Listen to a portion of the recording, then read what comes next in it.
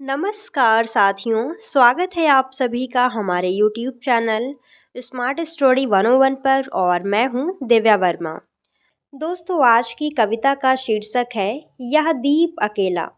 सबसे पहले इसका हम लोग संदर्भ समझेंगे, फिर प्रसंग और लास्ट में व्याख्या करेंगे।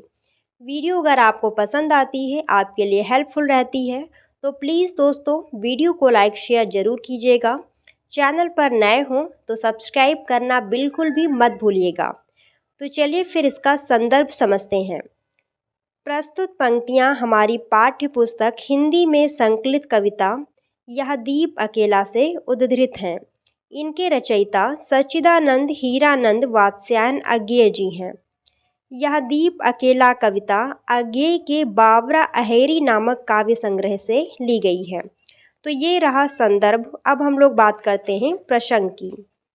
यह दीप अकेला में अज्ञेय जी ने दीपक को मनुष्य के प्रतीक के रूप में लिया है। जिस प्रकार पंक्ति में शामिल हो जाने पर एक जगमगाते दीपक का सौंदर्य और महत्व बढ़ जाता है, उसी प्रकार एक व्यक्ति जो अपने आप में स्वतंत्र है, प्रेम व करुणा से भरा हुआ है, उसकी सार्थकता भी समाज के साथ जुड़कर रहने में है, समाज के साथ शामिल होने में है। अब हम लोग बात करते हैं व्याख्या की। तो पहली पंक्तियां हैं यहाँ पर, यह दीप अकेला स्नेह भरा है, गर्व भरा मदमाता, पर इसको भी पंक्ति को दे दो। अज्ञेय जी कहते हैं कि यह दीप रूपी व्यक्ति तेल अर्थात ऊर्जा से भरा हुआ है, परंतु अकेला है और इसके भीतर अपनी ऊर्जा का अभिमान भी है।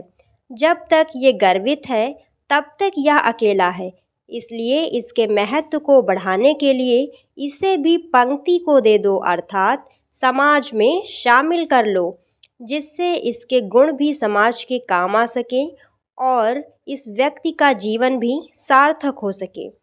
फिर अगली पंक्तियां हैं, यह जन है गाता गीत जिन्हें फिर और कौन गाएगा, अर्थात यह ऐसा व्यक्ति है जो अनोखे गीत गाता है या अनोखी रचनाएं करता है।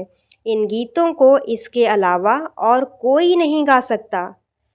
फिर अगली पंक्तियां हैं, पनडुब्बा ये मोती सच्चे फिर कौन कृति लाएगा, अर्थात व्यक्ति तो एक पनडुब्बे के समान है। जिस प्रकार से पनडुब्बा समुद्र में गोते लगाकर सुंदर सुंदर और कीमती मोतियों को बाहर निकाल कर लाता है, उसी प्रकार से व्यक्ति है जो नए नए विचारों का सृजन करता रहता है और इसके अलावा इन विचारों को कौन सृजित कर सकता है, अर्थात कोई नहीं। फिर अगली पंक्तियां हैं, यह समिधा ऐसी आग हठीला बिरला सुलगाएगा, अर्थात यह प्रतिभाशाली व्यक्ति यज्ञ की उस पवित्र सामग्री के समान है जो स्वयं जलकर स्थान को पवित्र कर देती है। ऐसी क्रांति लाने वाला व्यक्ति है जो धुन का पक्का है और बिरला है, अर्थात सबसे अलग है। फिर अगली पंक्तियां हैं, यह अद्वितीय मेरा मन यह मैं स्वयं विसर्जित, अर्थात यह व्यक्ति अद्वितीय है, इसके समान कोई दूसरा नहीं। यह दीपक रूपी प्रतिभाशाली व्यक्ति मुझसे जुड़ा है। यह मेरा अपना है क्योंकि यह मेरी ही तरह सक्रिय रहता है।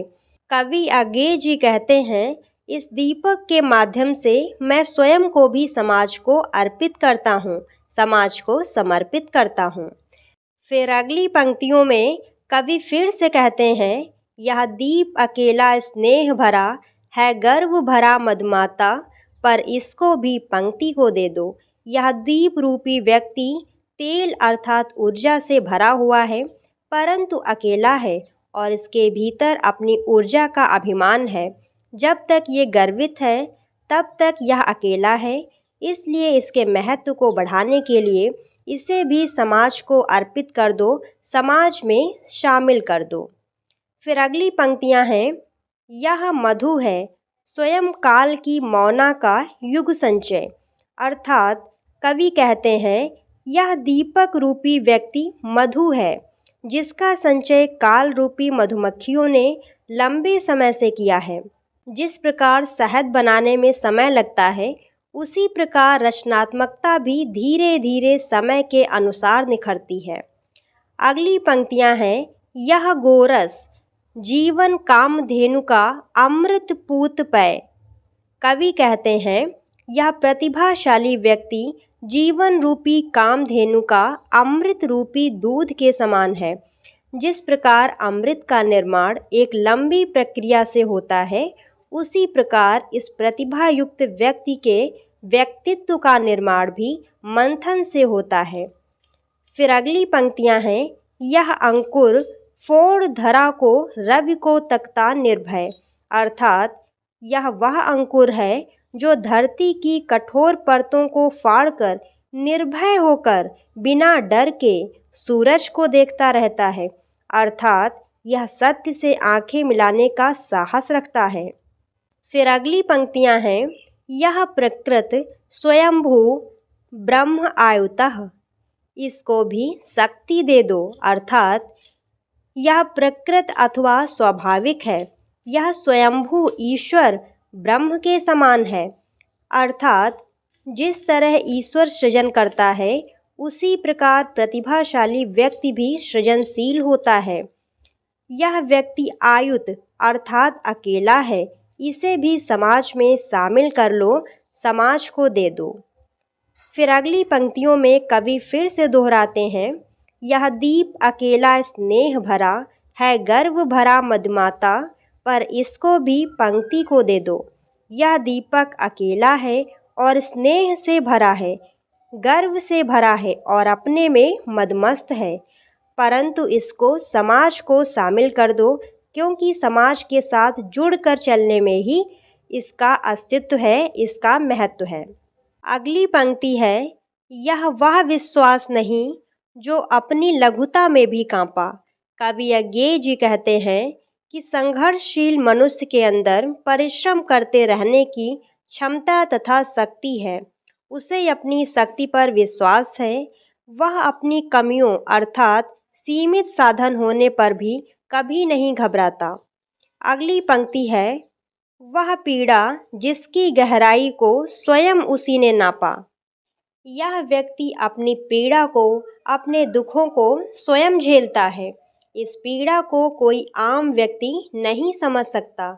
यह पीड़ा ही उस संघर्षरत व्यक्ति को आगे बढ़ाने की प्रेरणा देती है। अगली पंक्ति है, कुत्सा अपमान अवज्ञा के धुंधले कड़वे तम में। कवि बताता है कि निंदा, अपमान, अवज्ञा के घिरते कड़वे अंधकार में भी वह व्यक्ति सदा सहृदय रहता है, जागरूक रहता है और उसकी आंखों में प्रेम भरा रहता है। अगली पंक्ति है, यह सदा द्रवित चिर जागरूक अनुरक्त नेत्र, उलंब बाहु यह चिर अखंड अपनापा। वह व्यक्ति सदैव अपनी बाहों को उठाकर समस्त विश्व को अपनाने के लिए तैयार रहता है। ऊंचे आदर्श अपने हृदय में संजोए रखता है। वह हमेशा पूर्ण रहता है। अगली पंक्तियां हैं, जिज्ञासु प्रबुद्ध सदा श्रद्धा में, इसको भक्ति को दे दो। वह मनुष्य जिज्ञासु है, बुद्धिमान और सशक्त है। वह सदा श्रद्धा युक्त रहता है। इसे भी भक्ति देनी चाहिए। और अगली पंक्तियों में कवि दोहराते हुए कहते हैं, यह दीप अकेला स्नेह भरा, यह गर्व भरा मधुमाता, पर इसको भी पंक्ति को दे दो।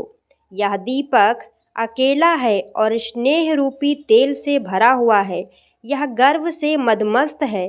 इसे भी पंक्ति को दे दो, अर्थात समाज में शामिल कर लो। और आज की कविता यहीं पर समाप्त होती है। वीडियो अगर आपको पसंद आई हो तो प्लीज़ दोस्तों वीडियो को लाइक शेयर ज़रूर कीजिएगा। इसी प्रकार की अन्य वीडियोस देखने के लिए हमारे इस चैनल को सब्सक्राइब भी कर लीजिएगा। मिलते हैं नेक्स्ट क्लास में। तब तक के लिए धन्यवाद दोस्तों। जय हिंद।